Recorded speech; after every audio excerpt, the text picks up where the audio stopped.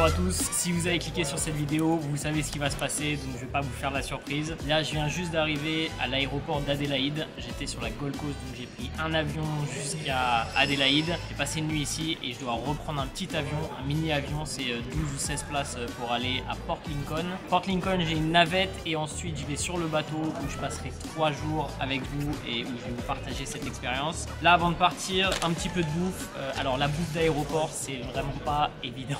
On fait ce qu'on peut. J'ai un roll Thonon, comme ça. J'ai McDo, mais c'est une salade, oui. Et un Coca Zéro. Je vais manger ça. On va sauter sur l'avion et bah, let's go quoi.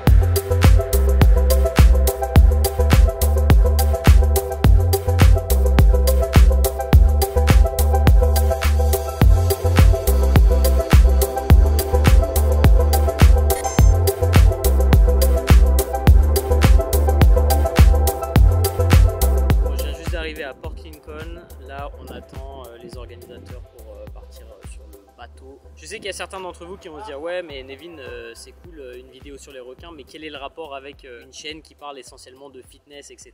Mais plonger avec les requins blancs c'est vraiment l'un de mes rêves et c'est vraiment une expérience que j'avais envie de partager avec vous parce que ça compte pour moi. Et surtout que sur cette chaîne, même si on parle de fitness, on parle aussi de bien-être, on parle aussi de développement personnel. Ces 3 dernières années j'ai énormément travaillé, j'ai pas pris de vacances pour développer Bison France, mon activité. Il faut aussi garder dans son activité des moments de plaisir, des moments de jeu. C'est quelque chose que j'ai un petit peu délaissé et mis de côté ces dernières années pour vraiment essayer de m'investir à 100% sur ce que je faisais. Il faut se donner le temps de couper un petit peu son activité et de prendre du temps pour soi de temps en temps. Donc là justement j'ai pris 4 jours pour aller voir les grands requins blancs et je vais partager ça avec vous.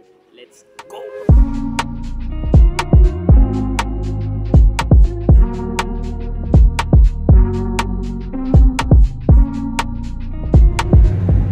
Voilà, on est parti, je vous montre les chambres, lit double, hop, c'est pas très spacieux, mais bon, ça fera l'affaire. Moi je vais dormir en bas. On vient juste de partir, on a pris un petit dîner, on a fait présentation de l'équipe.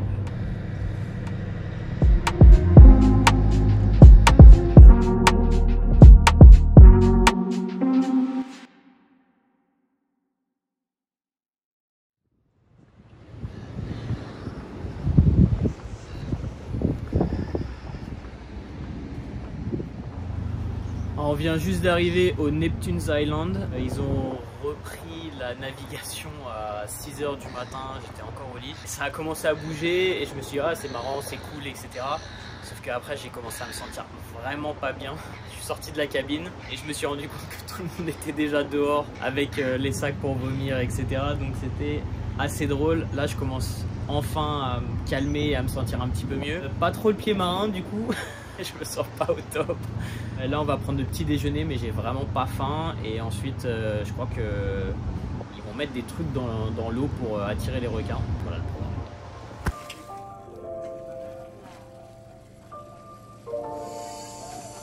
Oh my god.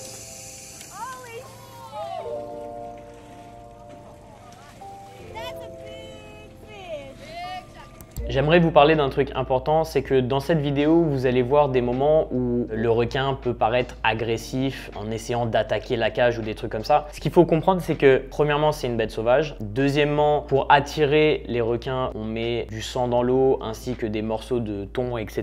Et que du coup, ça éveille l'essence du requin qui pense que c'est l'opportunité de manger. Ce qu'il faut comprendre, c'est qu'un requin n'a pas de main. Donc le seul moyen de savoir si c'est comestible ou pas, c'est de mettre un coup de croc. Et le problème, c'est que si c'est votre bras, c'est problématique. C'est pour ça qu'on se met dans une cage. Mais il faut bien comprendre que le requin n'est pas une bête qui essaye de tuer absolument tout ce qu'il y a dans l'eau. Il y a plein de vidéos où vous pouvez voir que des requins nagent à côté des surfeurs. Et ça montre bien que dans un contexte où on ne vient pas provoquer le côté chasse de l'animal, il peut très bien être dans un environnement où il n'est pas en train d'attaquer les humains et c'est clairement pas une machine à tuer. Si c'était le cas, il y aurait 10 fois plus d'accidents. Le problème, c'est que cette cette peur du requin pousse les gens à détester entre guillemets les requins, à pousser la chasse des requins, alors que c'est un élément extrêmement important dans l'écosystème marin. J'ai d'ailleurs eu la chance de partager cette expérience avec Mike Coutts, qui a été victime d'une attaque de requin quand il était très jeune en surfant à Hawaï. Je l'ai invité sur mon podcast et vous pourrez écouter cet épisode où on parle justement de l'importance des requins dans l'écosystème. Je vous invite à aller l'écouter. Donc oui, c'est un apex prédateur, mais ça ne veut pas dire qu'il faut en avoir peur. Ça fait partie de la vie, il faut comprendre le contexte.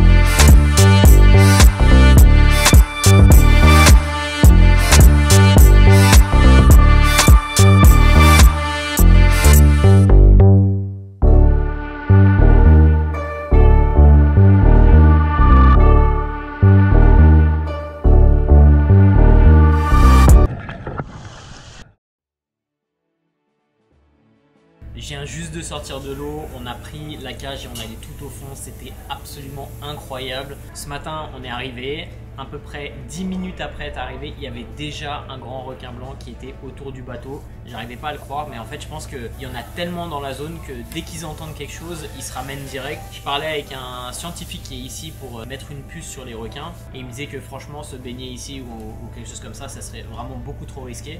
Parce que les requins blancs sont vraiment ici dans un mode nourriture. Tout ce qui va dans l'eau, ils essayent vraiment de tout attraper. Et du coup, on a vu plusieurs requins. On en a vu 4 au total. 2 petits, sans doute des mâles. Un énorme.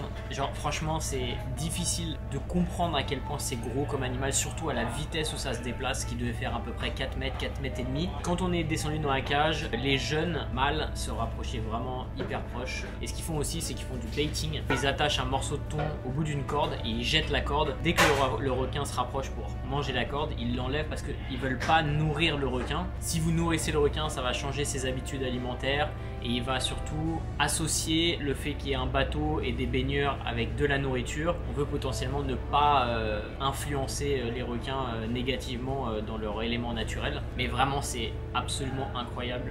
J'arrive pas à me rendre compte de la taille du requin et surtout la manière dont il se déplace dans l'eau. C'est tellement furtif, il disparaît en une seconde parce qu'il se camoufle tellement bien. Une seconde après, il est juste devant vous, c'est absolument incroyable. Tu es peut-être en train de te dire que tu aimerais bien vivre une expérience pareille et nager avec un grand requin blanc, mais tu te dis aussi qu'il n'y a que 2 endroits dans le monde où tu peux le faire, que c'est loin et que ça coûte cher. Et je sais pourquoi tu te dis ça, parce qu'il n'y a pas si longtemps, je me disais exactement la même chose que toi. Je vais te parler un petit peu de mon histoire. Si ça fait un moment que tu me suis, tu sais peut-être que j'ai travaillé en tant qu'ingénieur pendant 8 ans dans l'automobile et dans l'aéro, mais tu sais peut-être pas que plonger avec les requins, c'est vraiment l'un de mes plus grands rêves. J'ai grandi avec les documentaire de Cousteau, de Sir Attenborough. J'allais voir le monde des requins à la géode de la Villette. Et quand j'étais plus jeune, je voulais même être océanographe. J'ai toujours été passionné par l'océan, l'eau et tout ce qui entoure. Et quand j'étais ingénieur, j'avais ce désir de faire un truc comme je suis en train de le faire maintenant, mais je n'avais pas forcément les ressources financières pour, ou c'était pas forcément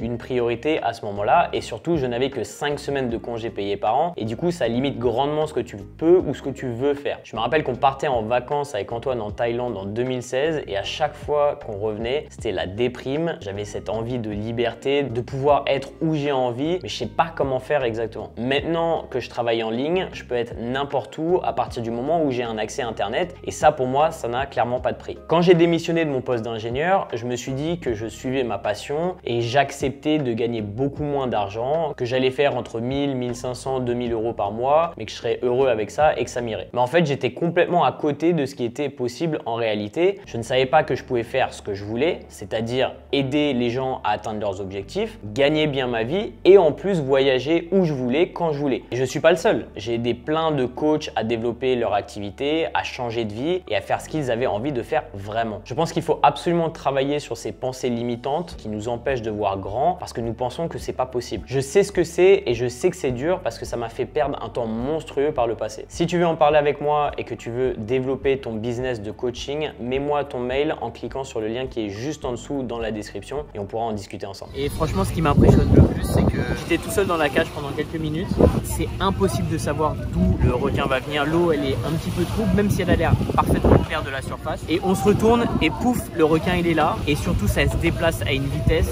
C'est-à-dire que l'appât, quand il veut l'attraper, il vient par en dessous, il fait une attaque super rapide. C'est un prédateur qui attaque par surprise et vraiment, quand on est dans l'eau avec lui, on le sent complètement. Si j'étais dans l'eau sans cage, ça serait impossible pour moi d'anticiper sa venue, etc. Plein de fois, j'étais en train de le chercher pourtant, en faisant des 360, en regardant. Et je me retourne et pouf, il est là devant moi. Et c'est incroyable parce que c'est quand même une bête qui fait... là, il y en a qui font 2 mètres, 3 mètres, 4 mètres. Et c'est vraiment quelque chose qu'on ne voit pas arriver et qui arrive à une vitesse absolument incroyable. Si vous restez toute la journée au soleil, un truc que je vous recommande, c'est le zinc.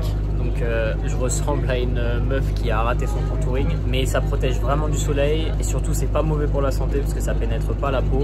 Et en plus, si vous les choisissez bien, c'est pas non plus néfaste pour le corail et ça, pour moi en tout cas, c'est super important. Donc voilà, si vous restez toute la journée, voilà ce que je vous conseille, que ce soit pour surfer parce que c'est waterproof ou si vous restez sur un bateau toute la journée, c'est vraiment ce que j'utilise tout le temps avec le chapeau australien au Canada.